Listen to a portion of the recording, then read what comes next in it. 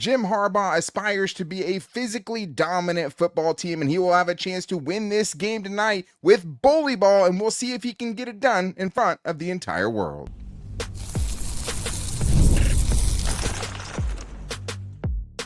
You are Locked On Chargers, your daily podcast on the Los Angeles Chargers. Part of the Locked On Podcast Network, your team every day. What is up, and welcome into the Locked On Chargers podcast. I'm your host, Daniel Wade, joined as always by my co-host, David Drogemeyer, and we've been covering the Chargers now for 10 seasons, but this is our 8th year as the host of the Locked On Chargers podcast, bringing you your team every day. Thank you to the everydayers out there for making us your first listen. To make sure that you never miss the show, go subscribe or follow for free on the Locked On Chargers YouTube channel and listen wherever you get your podcast from. David, we have football tonight. The Chargers are playing the Chiefs. Yes, they are, and Daniel, Jim Harbaugh is 5-0 in games that start a season. If he wants to make it 6-0, then the Chargers need to play bully ball and beat the Chiefs up with the running game. And on defense, can Khalil Mack turn back the hands of time? He has a juicy matchup going up against a rookie left tackle, and they have to take advantage of that. So we got to get into that. And, of course, finish things up with our bold and game predictions. Like, can Derius Davis bring the spark with a house call in this game? But very excited to get into our first keys for success of the season, because it means that football is back and the Chargers get a rare chance tonight in front of the entire world to show where they're at in the era of Jim Harbaugh, to show that this season will not be like the others, because the Chargers haven't beaten Patrick Mahomes since 2021, and now they have a prime time, literally, opportunity and the only free YouTube game that's ever happened to be able to show that. And I know you think that the way they get it done is by being what Jim Harbaugh wants this team to be, by being bigger, stronger, tougher in the trenches and beating them down. That's absolutely right. You brought in Mekhi Becton for a very specific purpose, and that's to open up holes and bring the pain. I'm talking about bring that absolute presence and move people out of the way. You got Joel over on the left side that the Chargers have been raving about. I mean, you talk about the coaches, they're talking about him having an all-pro year.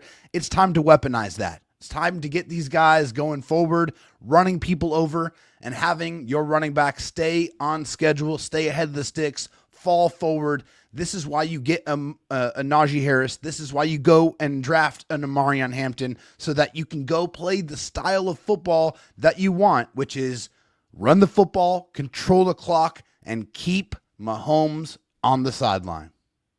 Yeah, I totally see that too. I mean, I think that is, and you know, if you ask Greg Roman and Jim Harbaugh on Truth Serum, I believe that's how they would wish to win every single game, right? And I think that one of the important aspects, though, to doing that and beating them down, though, to me at least, is throwing on early downs and attacking that part of the defense early. Just because, I mean, we just have seen this team have a ridiculous front seven and a very sturdy front seven over the last couple of years, and also just in general. I mean, I think it's 19 straight playoff games since they've allowed a single 100-yard rusher to go against them. And I know it's not the playoffs, but the point being is when they need to, they stop the run. In big games, they stop the run. And I think it's a fine line between bully ball and running your head into a wall, right? Yeah. I think that is what they have to find. They have to be able to find where, you know, they can kind of skirt that line and be able to pass on early downs and then give Amarion Hampton better opportunities, right? Give Najee Harris, whatever that role is,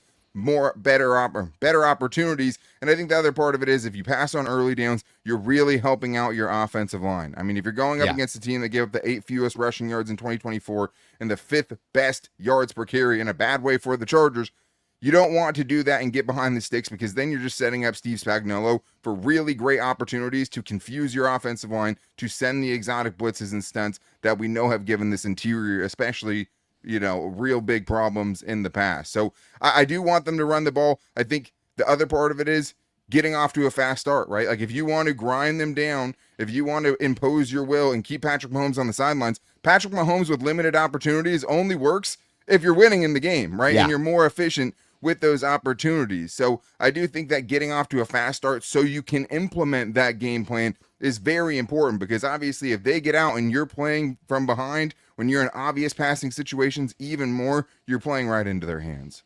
Yeah, you absolutely have to get a lead if you want to be able to orchestrate the plan that you want. It definitely stems from being up front on the scoreboard so that you can go and do what you want and you can control the pace of this football game. And you talked about helping out the offensive line with throwing on early downs. You can also help out the right side of your offensive line, in particular with Trey Pipkins, when he has to go up against Karlaftis on that right side. He primarily rushes against the right tackle, so you want to make sure that, I think we can all feel pretty comfortable with Joe Alton, what he's capable of doing, what he's going to do on the left side. I feel a lot better putting him on an island. That's why you have Will Dissly, who goes back to his more natural position as a blocking tight end and one of the best in the National Football League. You put him on that right side. You help Trey Pipkins out. You get Tucker Fisk, that 285-pound monster, and the backup long snapper, and you get him over there, and you help Trey Pipkins out. You do not allow them to wreck the game. You got to give Justin Herbert time. You have weapons now that can get opened quicker, but you have to also play smart. You can't do it every down, but when you are trying to dial up that play action game that you absolutely have to utilize, it would be prudent to make sure that that right side of your offensive line has a little more help. Yeah, I agree with that too. I think that's one of the saddest parts about the Rashawn Slater injury is that you just don't get to see what Joe Alt and Mekhi Becton would have looked like next to each other, where you would have a bread and butter situation that you could lean on more in the running game, especially for a team that last year, the Chargers ran 38 times for 121 yards in both of the games combined, 3.1 yards per carry, right? So, it's not good enough. You don't have that to lean on, but in pass pro, though, at least you can help out your tackle, Trey Pipkins, in those big moments. But it also means one less person out in the route, right? And I think the other part of it is who is helping against Chris Jones, because it's a lot easier to, help against an edge rusher who you can put into tight end at the other side of the line and give some help to, can chip or whatever. When it's coming up the middle, that's when it's really, really hard to, defend against. It's really hard to find check downs and hot routes when the fastest way to a quarterback is a straight line, and the interior pressure is what really kind of makes things tough for these quarterbacks. I'd say, what other offensive key do you want to get to before we look at some of the defensive things? Yeah, I think the last one for me is Justin Herbert. When you see those opportunities to extend a drive by running, use your legs, my friend. You have them. You're healthy. You're back to 100%, or as close to 100% as you're going to get here starting the season. You see Patrick Mahomes do it all the time. Just extend plays and then just skirt just past the first down line and extend a drive. You have that capability to do that as well. Impact that game with your legs. The opportunities will be there, and if you see it, hit it. Yeah, I totally agree with that. And I think, especially early, right? If you have a chance to get up on them early, get off to that fast start we talked about, and it's Justin Herbert using his legs to help, get them that shake the rest off for this new offense that's getting put together, to help kind of ignite things for a unit that might need it. I think that would be huge. But also, maybe try a double move against Christian Fulton on the first drive and see what that nets you potentially. But that goes well with my last key, which is just come up with the big drive when you need it. And I think this seems obvious, and I don't want to take away from the fact that Justin Herbert has put this team up against the Chiefs many times in the fourth quarter and late, and their defense wasn't able to hold on to it. What I would say, though, is it doesn't necessarily mean this is the last drive. Obviously, if you get to those clutch moments, especially with Justin Herbert's struggles and the team struggles in those situations, you have to be able to do that too. But it feels like especially last year, there was just multiple games where it could be, the second drive in the third quarter, and you just need to get something going. You need to keep pace. You need to put them away. Somebody has to be able to make that play. Somebody else has to be able to make a tough catch, right? Break a tackle that turns into a big chunk play. Not committing a crucial penalty on a gotta-have-it drive or a gotta-have-it play.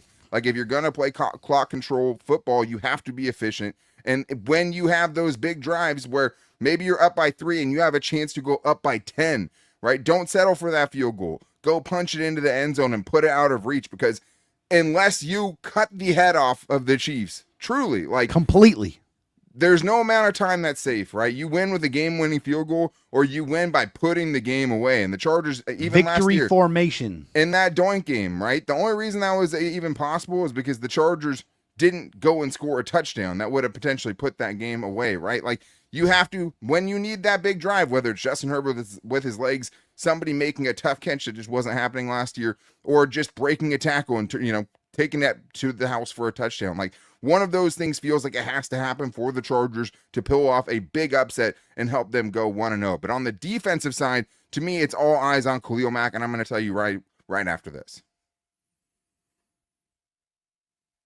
First, though, I need to tell you guys that this episode is brought to you by Prize Picks, the daily fantasy app where making the right call can actually pay off. You and I make decisions every day, but on Prize Picks, being right means cashing in. With football back, Prize Picks is the simplest and fastest way to get in on the action. Just pick more or less on 2 to 6 player stat projections, and you can turn your takes into real prizes all in less than 60 seconds. That's true. I've gotten them in less than 60 seconds before, but I've been playing Prize Picks lately, and it's such a fun way to stay locked in for this season. And it's great because, especially since the start of the season is here, great specials going on. They're basically going to give you one. This weekend, you can get Lamar Jackson more than or less than half a passing yard. They're giving you a freebie right there, right? You compare that with Justin Herbert, more than or less than 233.5 passing yards, and Ladd McConkey, more than or less than 71.5 receiving yards. All you have to do, download the Prize Picks app today and use the code LOCKEDONNFL to get $50 in lineups after you play your first $5 lineup. That's code LOCKEDONNFL for $50 in lineups after your first $5 play. Prize Picks, it's good to be right.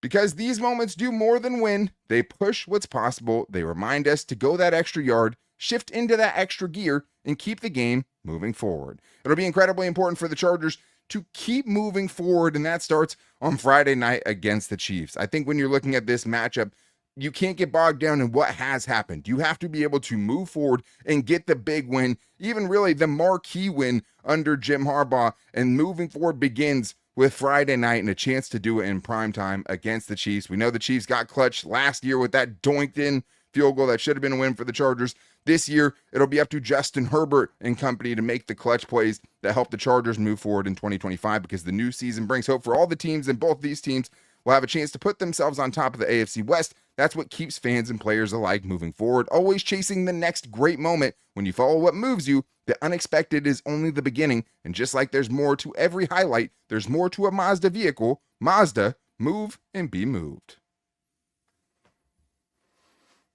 David, now it's time to get into our inaugural keys for success of this season. Very excited about this. Thought about even starting the show defensively because I'm so excited to see Khalil Mack. And this was my biggest key, was just Khalil Mack has to be dominant. And I think when you have the kind of, we've covered every Khalil Mack Chargers training camp. We've covered 10 training camps, right? Yeah. This has to be the most impressive Khalil Mack training camp that there's been, right? Like, and even, he's been going up against bad players at training camp for his entire Chargers tenure. Yeah. It doesn't feel like he's ever had a camp like this, right? He's coming off a season where he mulled retirement, didn't put up the numbers he wanted to. Very similar to what happened in 2022, right? Especially after the brutal loss. He didn't have it in an excellent season. He comes back 2023, 17 sacks and a lost season for the Chargers. I'm getting those vibes, and I know you guys talked about it yesterday, Khalil Mack versus Josh Simmons. Josh Simmons, who, by the way, is coming back from the patella tendon injury that Rashawn Slater is trying to come back from next year. This is his first game action at the NFL level. All reports are that he looks fantastic. I don't care. Khalil Mack, with the questions they have in their pass rush, with the questions they have in their edge room behind him, he feels like the key piece. If the Chargers want to have a good defensive game, it feels like it's going to have to come with Khalil Mack absolutely dominating his opportunities against that rookie at left tackle. It's time for the welcome to the NFL moment. Now it's time for you to try to defend a first ballot future Hall of Famer and Khalil Mack. And not just Khalil Mack. I want to see them overload that left side, put multiple rushers over there, make that left tackle, that rookie, have to determine who's coming and where are they coming from. Have to make him think after the snap, post snap, have to process and have to do that in literal seconds. That's what I want to see them do. Attack him with stunts and twists and simulated pressures. I want him to be thinking as much as possible. Where are they going to be coming from next? That's what I want this rookie to feel like. And I know Jesse Minter, the mad scientist, is going to have some things cooked up for that for sure. I think for me, it's make sure that you pay attention to the two most effective parts of this Chiefs offense, which is RPOs and screens. They're two of the biggest staples of the Andy Reid, Patrick Mahomes era. This is from PFF. RPO, the Chiefs ranked second in RPO usage last season with at 17%, and Patrick Mahomes' 397 RPO pass attempts since 2018 leads all quarterbacks. They have also produced 2,383 yards after contact in 2024, which was third most in the league. They like to get the ball in the hands of their pass catchers quickly and let them create after the catch. So you have to be very technical, and you have to be very much a good, strong tackler. Get these guys on the ground, limit those yards after catch, keep these things in front of you, because that's how they love to operate. Yeah, I couldn't agree with that more. I mean, I think we've seen them, death by a million cuts and all of that. But I do think one thing they do really well is they kind of lull you into a false sense of security where, they nickel and dime you down the field or a couple of plays or a couple of drives, and then all of a sudden they're hitting you over the top for a 60-yard touchdown, right? We saw it last year with Xavier Worthy versus current Kansas City corner, Christian Fulton, right? Yeah. We saw it then, that changed the complexion of that game right before. And I also think it ties into what you were talking about yesterday, just about keeping Patrick Mahomes in the pocket, because my next key here at least is make him earn it with no explosives, right? Like they're going to try to dink and dunk, but when you face, a bunch of third downs and things like that, anything can happen, and keeping them on the field, or at least, having to gain it first down by first down instead of giving it to him in chunks, is going to give you at least more opportunities for somebody to get their hand and bat a ball down, for somebody to, to have a moment where they get off the field on third down. And I just think the other part of it is just being very disciplined. You can't fall for the misdirection. You can't fall for the kind of staple Andy Reid parts of things.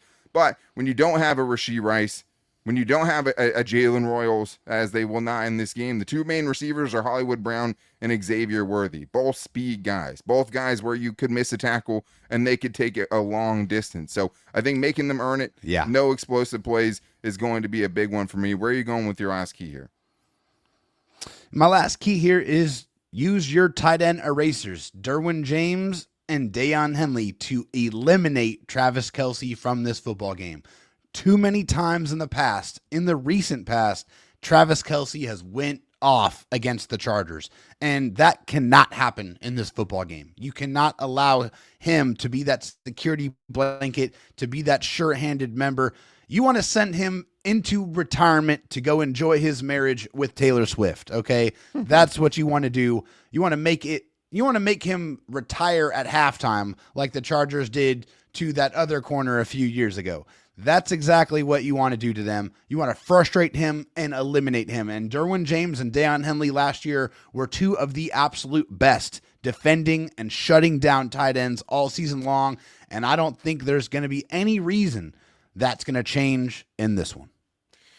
Yeah, it'll be interesting. It does feel like Travis Kelce is going to be kind of on, a revenge tour of sorts, just because of, how last week went. Has already admitted to not being in the best of shape. And also, Chiefs fans, I don't know if you know, we have our own Taylor Swift now. So that part's not as scary as it once was. But I do think that, with Travis Kelce, it feels like it doesn't matter, if he's had 3 straight games of 5 catches or less and he plays the Chargers, he's going to get up for that game, and he's going to get up for that matchup with Derwin James, which has brought some pretty iconic moments. And let's be honest, I mean, Travis Kelce has gotten the best of Derwin in some of those scenarios as well and taken over games, to your point. So that will be a huge matchup, of course. My last key here, who can make the play late, right? If I'm going to put it on the offense to come up with a big drive, I'm also going to put the onus on the defense to find that one late play to get the Chargers to win here. And it's so much easier said than done, but Justin Herbert has put the Chargers up so many times late in these games where if the defense just holds on to it,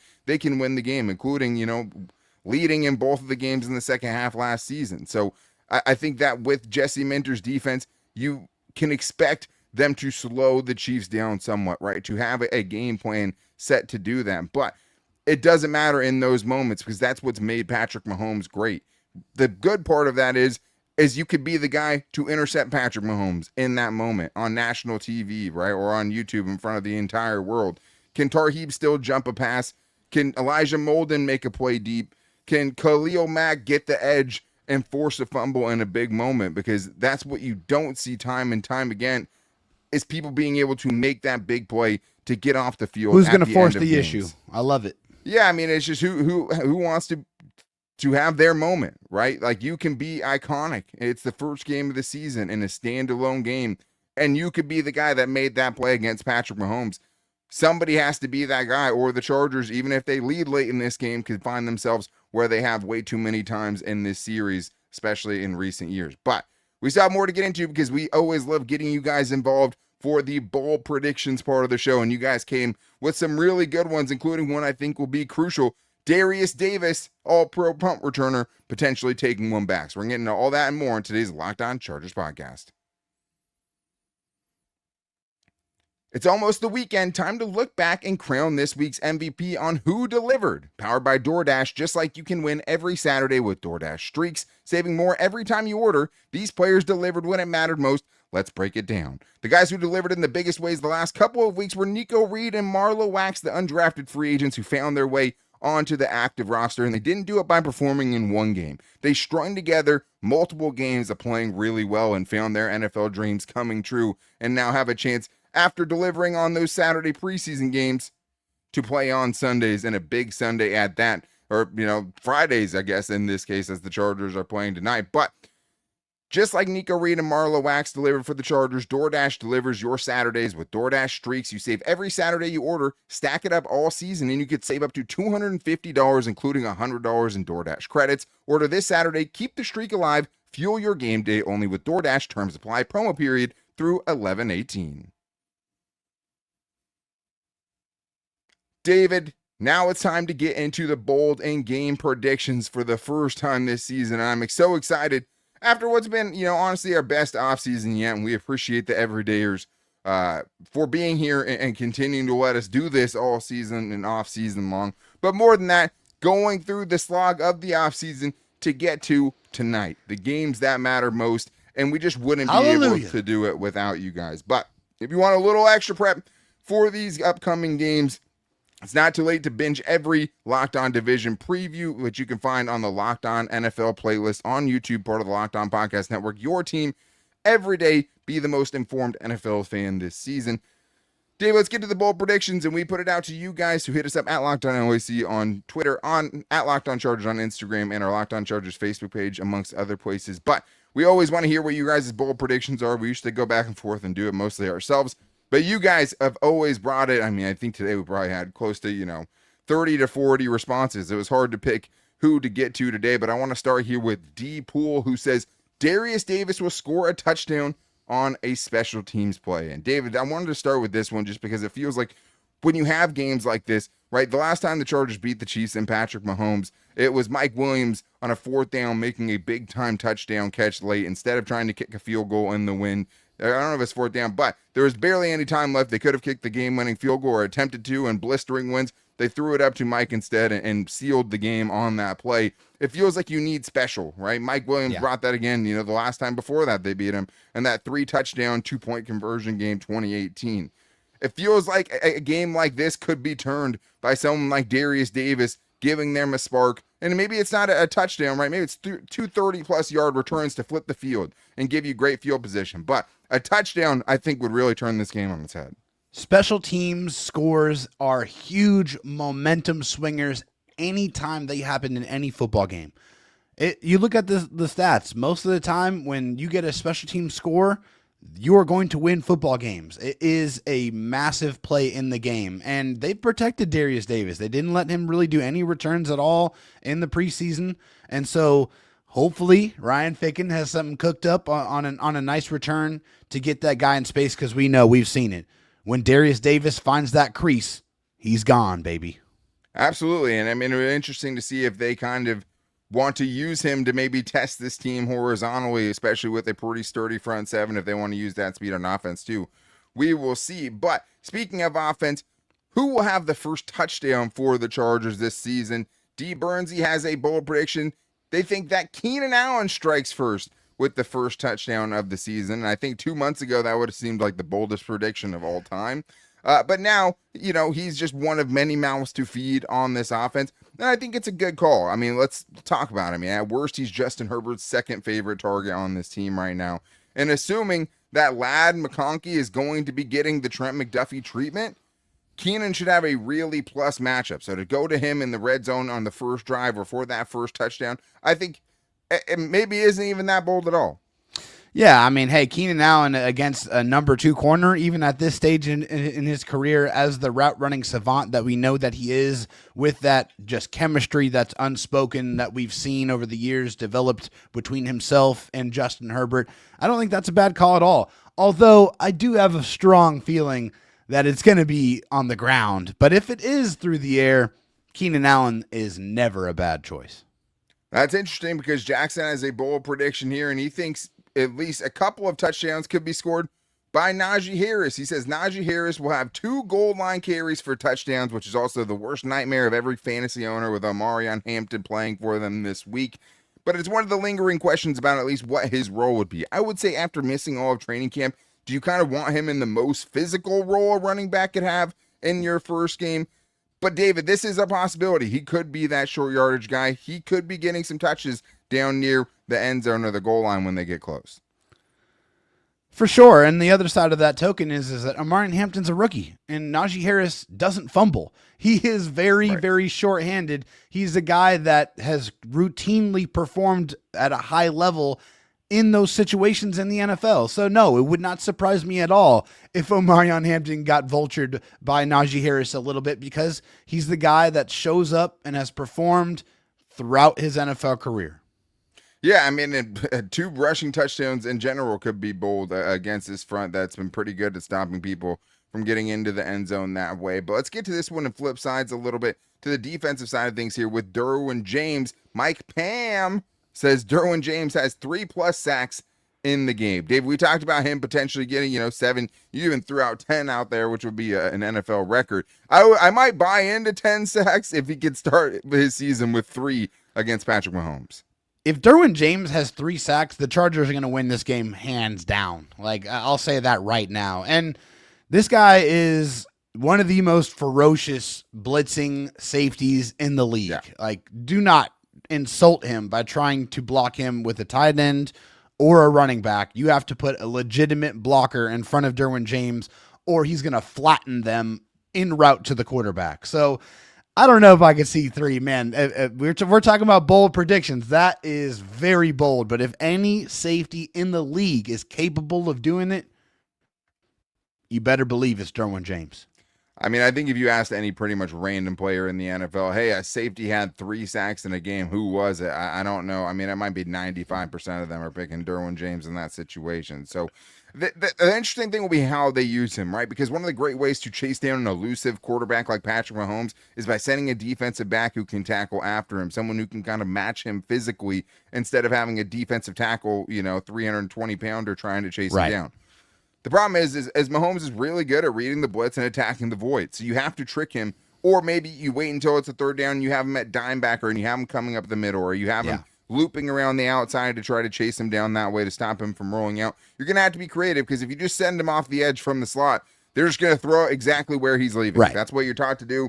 He does that at a very high level, so you're going to have to be creative with it. But we've seen Patrick Mahomes in the grasp of Derwin James before. I wouldn't be surprised if we saw it again. But it's a double-edged sword, because now you don't have him to cover against Travis Kelce, right? So do you trust Deion Henley to take that one-on-one matchup? Do you trust your other safeties to be able to step up and fill the void that you're leaving if you want to send Derwin James on a blitz? So let's go to this last one here from Hunter Palermo, who says Chargers defense holds the Chiefs to under 20 points. David, are you buying that bold prediction?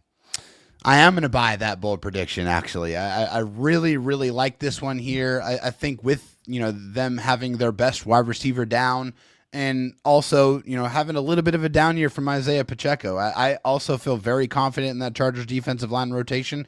Despite what we saw in the preseason, I feel like they definitely have what it takes, and they have the dogs to be able to control that running game and to keep them at bay. And they performed very, very well against the Chiefs last year. Jesse Minter did. I think he has a very good understanding of what it's going to take. And we all saw the blueprint in the Super Bowl. So now it's how can he take elements of that and try to implement that in this game plan tonight. Yeah, get a Jalen Carter and hope he doesn't spit on somebody. It's a good game plan. Having the better team and a loaded roster, something the Chargers won't be able to, do. But I do think that as far as the defensive line, though, especially in the interior, against a very talented interior offensive line, that'll be huge to see if one of those guys could really stand up there. But can the Chargers hold the Chiefs down, to 20 points or less? They did it twice last year already, right? They gave up 17 and 19, average of 18 points per game against them. Didn't give up 20 or more in either of those games. But there's a lot of moving parts. You're getting them in a neutral site, 1,000 miles away with a bunch of, field concerns potentially out there. It could be a weird game. Let's get to our predictions, though. We heard from the everydayers. David, what is your bold prediction for this game? My bold prediction is defensive. It's going to be the second-year corner Tarheeb Steele grabbing an interception, and not just any interception. It's going to be a pick six. Yeah, man, that would be really awesome. I mean, I think we're all excited to see what Tarheeb Steele could do. He's really the only corner I feel 100% confident in. I went with a newcomer for mine, and I went on the offensive side. I have Tyler Conklin, 6 catches, 75 yards and a touchdown, maybe one of the more underlooked players on this entire roster throughout the offseason. The Chiefs gave up over 1,300 yards to tight ends last year, which would be a pretty good season from a tight end room. Chargers haven't sniffed that as a group in a long time. Conklin, good hands, a good way to try to, if you're passing on early down, stay ahead of the sticks, 6-7 yards at a time. But let's get into our game predictions. Man, this is such a big opportunity. I have been steadfast in my belief that the Chargers have to prove it to me. I'm not ready to buy in yet. I do think they'll split the season series, but I do not have them winning this game. I'm always going to come in here and tell you what I think is going to happen. You're facing the team who's been to 3 straight Super Bowls in an unknown environment against the gold standard of teams and operations in the NFL right now. It's an incredibly tough task, and now you only get one of your end zones painted in your own team color, but that's a story for another time. I have it Chargers 20, Chiefs 24. I do think they give up more than 20 in this one. 4 points seems, around what I think it could be. I think it'll be a close game. I think the Chargers will have a shot. And like I laid out in the keys, if they're going to do it, it's going to be doing something they haven't done, which is finding either that moment on offense or that moment on defense where they can close the door down. David, hopefully you think the Chargers are going to win. I've been steadfast in my belief that the Chargers are going to beat the Chiefs in the first game of the season all season long, and that is not going to stop today. It has been enough. Enough is enough. They've won 7 straight times against the Chargers. It is time to topple the empire, okay? The Chargers are beating the Chiefs tonight in Brazil. It is going to be 24-17, and they're going to run the ball 12 times in the fourth quarter, and they're going to finish in victory formation. That's how they're going to get it done. The new era starts tonight. Man, I hope you're right. I really hope you're right, and hopefully the Chargers, we've done this. We've been in this situation. We picked them to win.